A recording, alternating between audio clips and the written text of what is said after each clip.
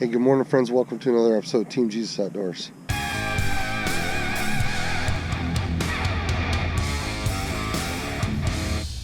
Hey, if you are a fan of tournament bass fishing, you are no doubt already aware that there has been a seismic shift in the tournament bass fishing scene. During the 2019 season, all of the best fishermen in professional bass fishing will be fishing one trail and one trail only. You've no doubt already seen articles about Major League Fishing. You've seen YouTube videos of anglers making their decisions. You've probably heard all the buzz already. But my question is this: how much of the hype is true and how much of the hype is less than completely accurate? That's my question.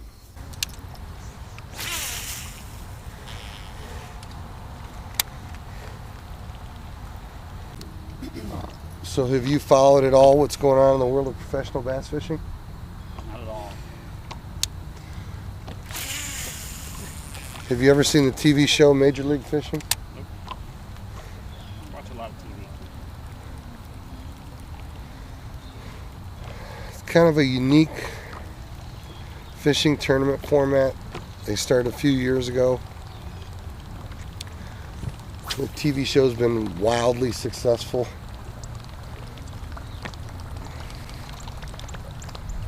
So the guys that are the mastermind behind Major League Fishing, which to name a couple are former Classic champion Boyd Duckett and former B.A.S.S superstar Gary Klein. These guys have re-engineered a new tournament format that they're going to create a trail beginning 2019, and it's going to be pretty unique as far as bass trails go. You say it's different than standard format, so explain that. Okay, more of a challenge kind of a thing then.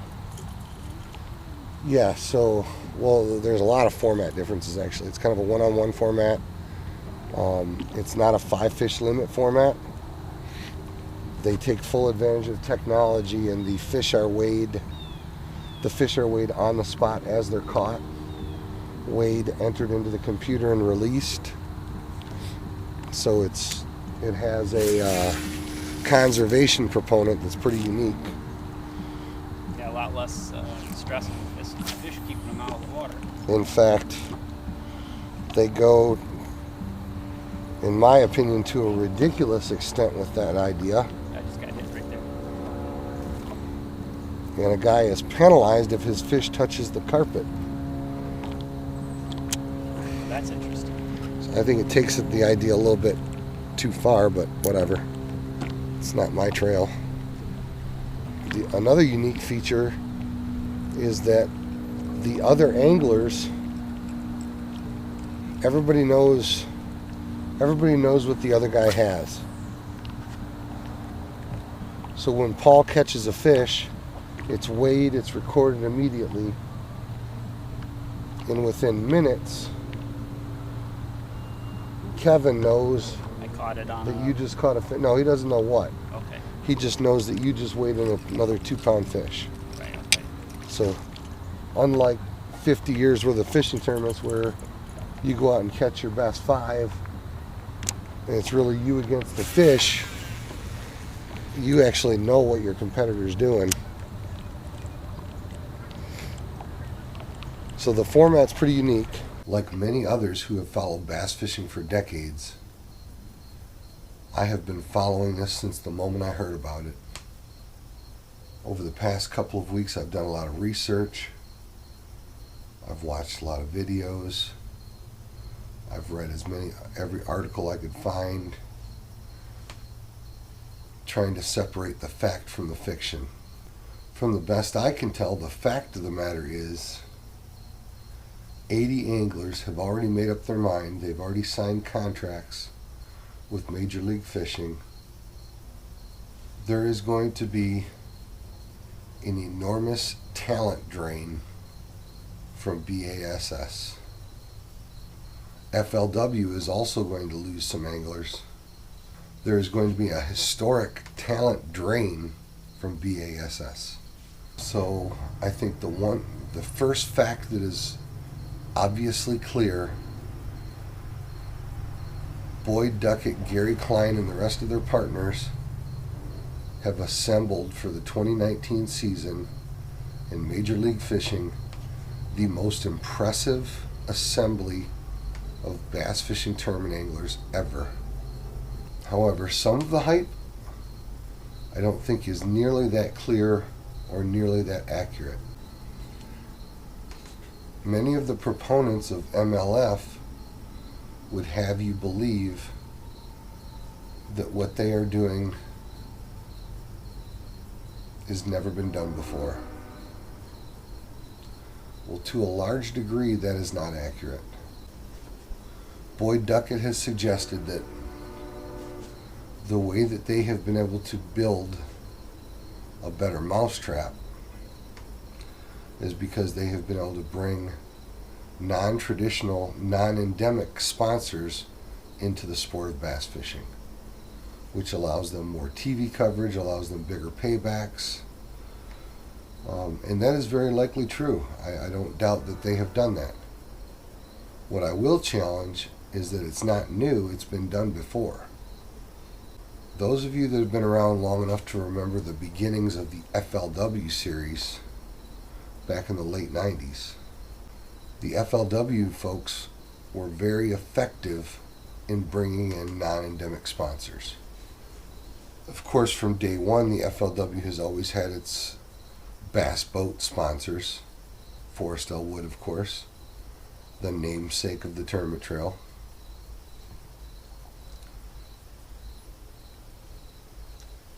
Crestliner is an aluminum boat company that was a big sponsor of FLW in the early days.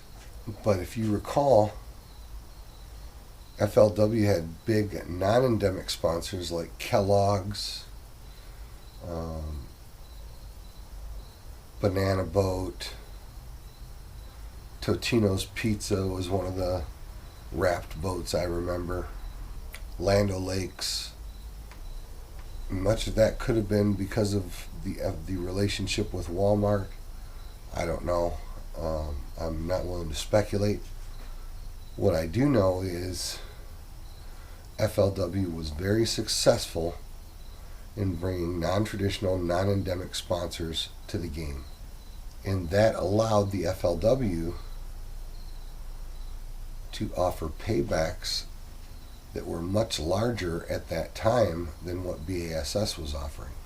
The other things that FLW was able to achieve, similar to what MLF has achieved already, FLW did a very good job of expanding the media horizons in bass fishing. And also, much like MLF, the FLW attracted early on some of the biggest names of the sport. For those of you that remember, KVD fished with MLF for a few years in the early days. So did Ike and Alley, so did Gerald Swindle.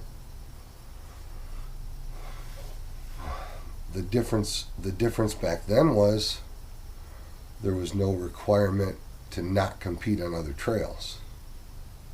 By any measure, the best bass fishermen in the country are now fishing with one trail exclusively. Yeah, I'm sure that would upset their sponsors. Huh? Personally, I don't see that the MLF has done anything revolutionary except for its tournament format. The way I see it, the real winners will turn out to be the anglers, which is a good thing. If it is genuinely the intent of the executives of Major League Fishing to direct more money into the pocket of the anglers, then that will be a good thing for the sport. It'll be a good thing for the anglers. In the current situation, with the historically poor paybacks that anglers have seen in the professional trails, it is nearly impossible for the average angler to make a living on the professional tournament trail. Between all the professional trails, there are approximately 350 bass anglers who are considered to be professional anglers. Of those 350 anglers, approximately 75% of those are not earning enough money fishing professionally to make a living. They're having to supplement their earnings with guiding or jobs in the off season or personal businesses.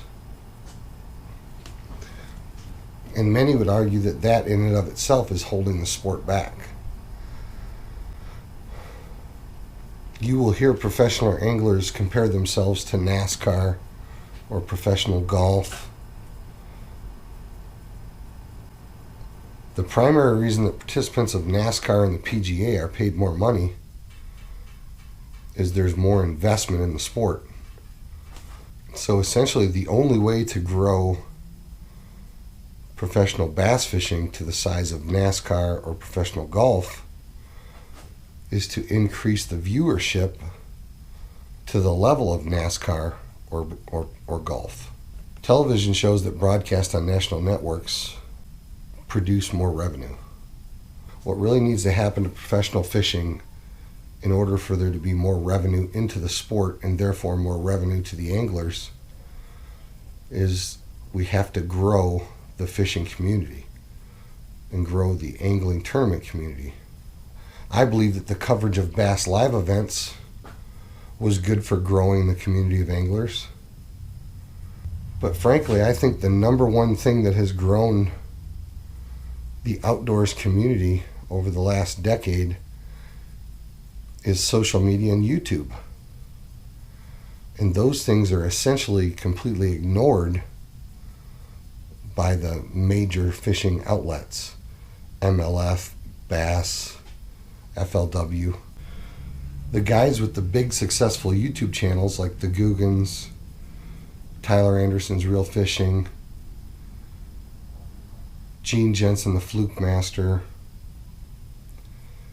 even Alex Rudd and Hank Rogers, the Bass Geek, even those channels like those guys, those are the things that have actually increased participation in the outdoors, fishing specifically. The major tournament organizations have just done a very poor job of crossing over and attracting that audience. So I think if we're going to continue to see the angling community get larger and larger, it's going to largely be driven by YouTube. If the major tournament outlets are able to tap into that new audience somehow, then I think Boyd Duckett would be accurate in stating that a rising tide raises all ships. Everyone would benefit from that larger audience. Hey, for what it's worth, that's my 2 cents on the matter.